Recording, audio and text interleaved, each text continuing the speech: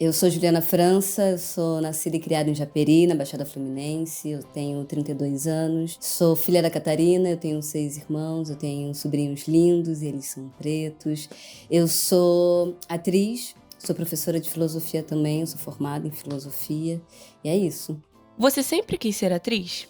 Não sei se sempre, mas teve uma vez, quando eu estava ainda no ensino médio, eu vi um grupo de pessoas encenando alguma coisa, eu pensei, caramba, eu acho que eu posso fazer isso. E logo em seguida eu encontrei algumas pessoas que me trouxeram até aqui, até o Código. Quando que a arte entrou na sua vida? Meu primeiro contato, assim, muito objetivo e consciente com a arte foi na adolescência, quando eu entrei para um cineclube chamado Cine Guandu. Ele acontecia numa escola que eu tinha feito meu ensino fundamental, que é a Aresquiavo, que fica no centro ali de Japeri. E ali no cineclube eu conheci o Bruno W. Medsta, que dá aula de teatro aqui no Código. Ele me convidou para fazer uma oficina de teatro, para eu ver como é que era. E aí eu tô vendo até hoje, isso faz 16 anos. Pode contar também como que você conheceu o Grupo Código e um pouco da sua trajetória com o grupo? Então, foi através desse cineclube, o Bruno também fazia parte do cineclube. E aí eu vim pra cá para poder fazer uma oficina de teatro, para ver como é que era, como as coisas funcionavam, e passei a participar das oficinas de teatro. E depois eu fui convidada para ser multiplicadora, ou seja, ensinar aquilo que eu tinha acabado de aprender, só que para as turmas mais novas, pessoas mais novas. E aí logo depois fui convidada para fazer parte da companhia profissional. E aí logo em seguida eu fui chamada para ser coordenadora artística do grupo. E é isso, e a minha vida tem sido acompanhar o Código e o Código me acompanhar. Como que a arte te ajudou na sua formação como cidadã? Eu acho que eu seria outra pessoa se eu não tivesse tido contato com a arte, se eu não tivesse tido contato com o teatro, se eu não tivesse tido contato com o Código quando eu tive. Eu tinha 16, 17 anos e ter tido contato com o modo como as coisas eram feitas e são feitas até hoje no Código, a partir de um olhar muito crítico, a partir de um olhar que é voltado para a comunidade, que é voltado para o território, isso mexeu fundamentalmente com quem eu sou hoje. Então, se hoje eu acredito muito na potência do meu território, se eu acredito muito nas pessoas desse território, é porque lá na adolescência eu fui instigada a pensar criticamente o meu território. E foi através da arte, foi através do teatro. Como artista, você já teve que lidar com alguma situação inusitada enquanto você se apresentava? Sim, algumas. A última delas foi, estava apresentando em Bruxelas, estava apresentando, bonito, garota, tal. E aí eu começo a ouvir um burburinho na plateia, ouço um burburinho na plateia, e aí paro de atuar e de fazer o que eu estava fazendo em cena e pergunto o que estava acontecendo. Perguntei em inglês o que estava acontecendo, e aí acenderam as luzes da plateia. E aí quando eu olhei para a plateia de novo com as luzes acesas, tinha um senhor assim, ó. Ele com o olho muito estatelado, e eu falei, pronto, morreu.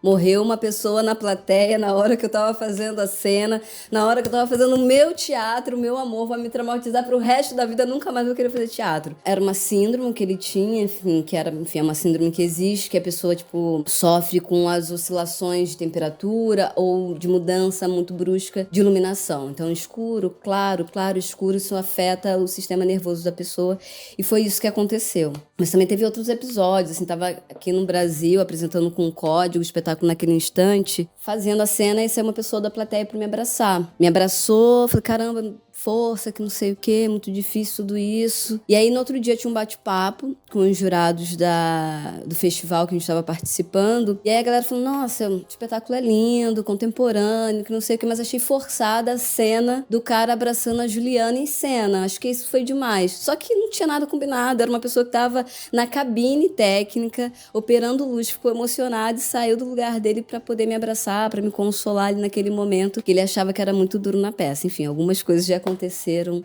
ao longo dessa trajetória.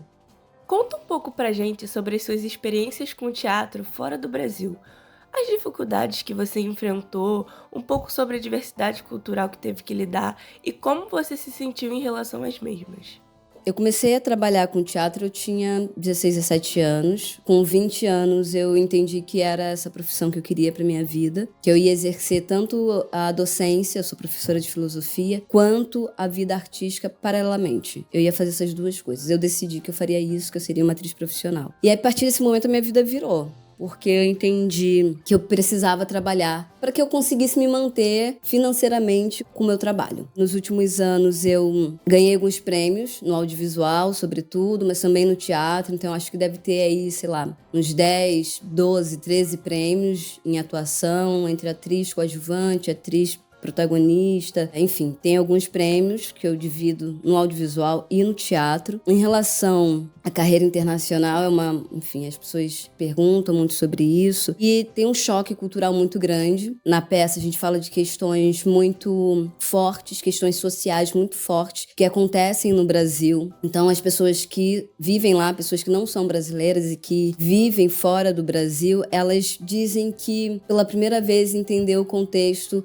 político-social do Brasil. As pessoas brasileiras que assistem essa peça que a gente faz, que se chama Depois do Silêncio, dirigida pela Cristiane Jatahy, as pessoas, elas ficam muito comovidas, sobretudo as pessoas pretas. Elas ficam comovidas, elas se sentem representadas, elas ficam muito sensibilizadas, porque é uma realidade muito dura, mas ao mesmo tempo não se resume tão somente à tragédia e à dor. Assim, eu acho que o espetáculo tem uma complexidade de tentar evidenciar que as nossas histórias não são tão somente sobre a dor, né? É sobre o amor, sobre o afeto, sobre as nossas crenças, sobre as nossas músicas, sobre como a gente se relaciona. Mas já aconteceram várias coisas, assim, das pessoas, de eu sair da peça e as pessoas perguntarem, mas você já era atriz antes? E eu fico me perguntando se essas pessoas perguntariam isso se fosse uma atriz negra. Então o racismo, ele acontece também lá fora, de maneiras diversas. A diferença do racismo pra mim, a diferença de lá pra cá, é que aqui os meus amigos estão, a minha família estão aqui, então minha rede de apoio, de afeto, está aqui no Brasil, e lá não. Então é um pouco mais complicado, mas sem sombra de dúvidas é uma experiência que eu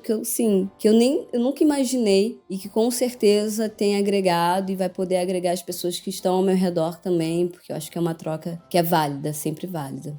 Como você acha que a arte pode contribuir para uma construção de uma sociedade menos racista, LGBTfóbica e machista? A arte, ela tem um poder. E não tô no mundo utópico. A arte, ela é muito poderosa, porque ela atinge, além do racional, ela atinge o emocional. E nada mais potente do que você conseguir afetar as pessoas, que você conseguir acessar as pessoas através da emoção também. Que às vezes você tenta na conversa, você tenta no diálogo, você tenta através dos argumentos, e nada vai, nada bate, nada acontece. Mas quando você apresenta uma cena, quando você apresenta uma música, quando você apresenta uma situação a partir da arte, parece que a arte, ela potencializa a humanidade. A arte eu acredito muito na arte como uma possibilidade, como um filtro que potencializa a humanidade nas pessoas. Então, acho que a arte, ela tem esse potencial, a artista tem esse potencial de dialogar com o indialogável, eu acho. Então, se a gente quer uma sociedade menos racista, se a gente quer uma sociedade menos LGBTfóbica, se a gente quer uma sociedade menos machista, a gente precisa, com toda certeza, valorizar a arte e os artistas aqui nesse país. Além de artista, você também é mestre em filosofia. Conta pra gente um pouco mais sobre a sua vida acadêmica. O que te inspirou a lecionar? Eu fui fazer filosofia por conta do teatro. Aqui nas aulas, quando ainda fazia parte das oficinas de teatro, o Bruno provocava muita gente a partir de textos filosóficos. Eu falei, caramba, eu acho que eu gosto de questionar, eu acho que eu gosto de fazer perguntas, eu acho que eu gosto de fazer isso. Então, eu fui fazer filosofia. Mas antes de fazer filosofia, eu já dava aula. Então, eu era meio que explicadora do meu bairro. E aí, eu cobrava, sei lá, R$10 pra explicar às crianças mais novas. Então, eu tava, sei lá, no 8º ano. E aí, eu explicava pras crianças da 5ª, 4ª série. Então, meio que eu fazia esse trabalho de explicadora e sempre gostei de lecionar, sempre gostei da docência. E aí, quando eu fui para a universidade em 2012, enfim, foi um surto, foi um choque de realidade, porque eu pensei que aquele lugar não me pertence, esse lugar não me pertence. Eu me formei na Rural, que fica em Seropédica, UFRJ, Universidade Rural do Rio de Janeiro. E eu falei, cara, esse lugar não me pertence, esse lugar super embranquecido, que não assimila a minha subjetividade, não assimila o lugar de onde eu venho. Pensei assim, chegou no 4º período, que eu tirei o primeiro zero da minha vida, no 4º período da universidade. Eu falei, Não, vou embora, vou desistir disso, não faz sentido. Mas aí conversei com algumas pessoas, mudei de ideia, fiz a optativa, consegui passar na disciplina, foi embora. E aí acabou a universidade, fui dar aula, dei aula durante 6 anos numa escola particular aqui em Japeri, fui muito feliz. Aí dei aula também no IFRJ, de Paulo de Frontenha. Acho que a docência, assim como a arte, são filtros potencializadores e transformadores, assim. Então eu acredito muito na educação e na arte como ferramentas de mudança, de transformação de uma sociedade. E durante a sua vida acadêmica, teve alguma experiência que te marcou? Além do zero, né, que eu tomei no meu primeiro zero, tiveram 2 situações, assim, uma muito ruim, que foi quando um professor meu de filosofia contemporânea, ele falou: caramba, Juliana, você é muito diferente dessas meninas que dormem, frequentam o alojamento. Você é até que uma preta ajeitosinha, você é até que uma preta bonitinha. Na hora eu fiquei quieta, e aí quando eu saí da sala de aula, a ficha foi caindo e eu fui chorando, assim, voltei pra casa chorando, porque eu tinha percebido o que tinha acontecido ali.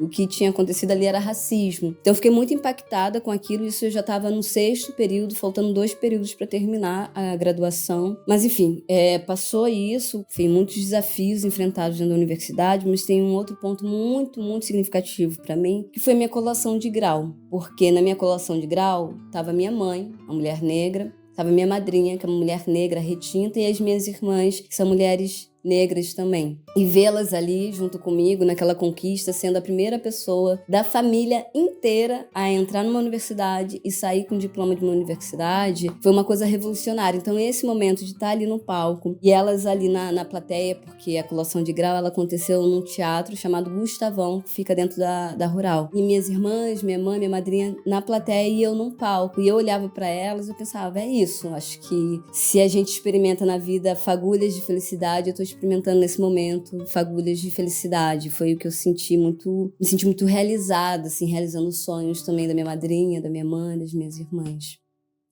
E para finalizar, você tem algum conselho para dar a todos os da Baixada Fluminense que sonham em ser artistas? Eu acho que quem é artista, quer ser artista na Baixada Fluminense, vai ser. Então eu queria dar um conselho para os gestores públicos, para as pessoas que estão nas secretarias de cultura, para as pessoas que são prefeitos, prefeitas, pessoas que são governadores, governadoras, para incentivar a cultura que é produzida nos territórios, para incentivar a arte e a cultura que são produzidas nas pontas, nas periferias, nas bordas, porque a gente está aqui agora, é um sábado à tarde em Japeri, um calor assim ferronho, e a gente está aqui produzindo arte e cultura. Então a gente faz de qualquer maneira, mas se a gente tiver um incentivo financeiro, sobretudo, é fundamental para que a chama dos nossos sonhos sempre se mantenham e permaneçam vivos. Então o meu recado, o meu conselho é para os gestores públicos e também para